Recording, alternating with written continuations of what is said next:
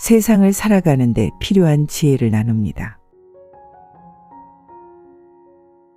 고부간 갈등이 발생하는 근본 원인은 무엇일까요? 안녕하세요. 노후의제입니다.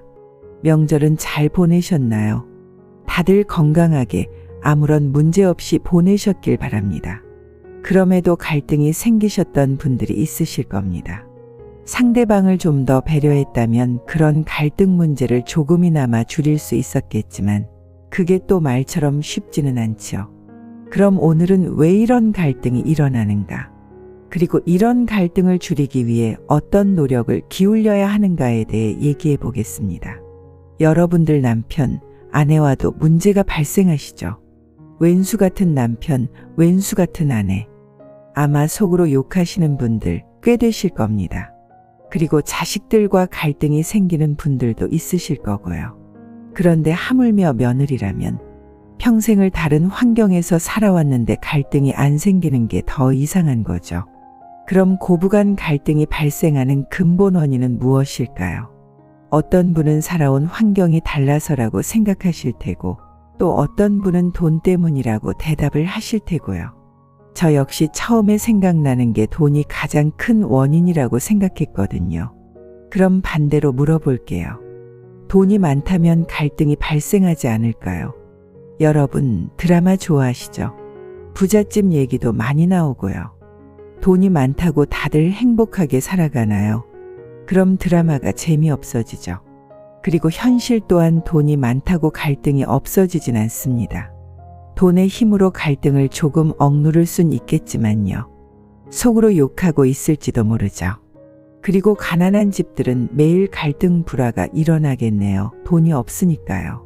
그런데 돈 없어도 행복한 가정들 생각보다 많습니다.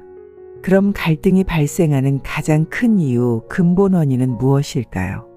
의사소통이 부족하기 때문입니다. 그리고 그것이 해결책 또한 될 수 있습니다. 근데 말처럼 다 된다면 그게 인생이겠어요? 쉽지 않으니까 인생이죠. 그래도 노력은 해야죠. 좀 더 나은 삶을 위해, 좀 더 행복하기 위해서 말이죠. 그럼 이 의사소통 부족을 어떻게 해결하느냐? 의사소통 부족을 해결하는 방법은 여러 가지가 있지만 3가지로 요약해 보겠습니다.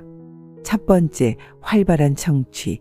상대방의 말을 주의 깊게 듣고 이해하는 것이 중요합니다. 서로 간의 대화에서 우선되어야 하는 것은 상대방의 말을 잘 듣는 것입니다. 내가 아무리 유창하게 말을 잘한다고 하더라도 상대방의 말에 귀 기울이지 않는다면 그건 서로 간 대화라기보다는 한쪽의 일방적인 주장일 뿐이죠. 그리고 그건 벽을 보고 얘기를 하는 것과 다르지 않습니다. 그렇기 때문에 모든 대화의 시작은 듣는 것부터입니다. 상대방의 말을 주의 깊게 들어주세요.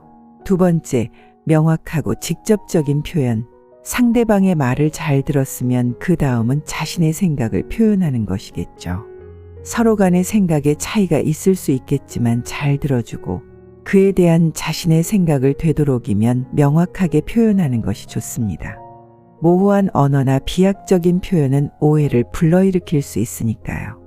여기서 명확하고 직접적인 표현이라고 욕설이나 비방을 하라는 말이 아닙니다. 너는 그렇게 생각하고 있었구나. 인정을 하시고 나는 이렇게 생각을 하고 있었다고 표현을 부드럽게 하시라는 겁니다. 그런 다음 3번째, 적극적인 피드백. 듣고 말하고 그 다음은 의견 교환이겠죠. 서로 간의 다른 점을 인정하고 나는 내가 이렇게 해줬으면 좋겠다. 너는 어떻게 생각하느냐? 이런저런 의견을 솔직하게 교환하시라는 겁니다. 그럼으로써 서로 간의 의견을 조율하고 어느 정도 타협 또한 해야 합니다. 이렇게 말로 하니까 쉽죠?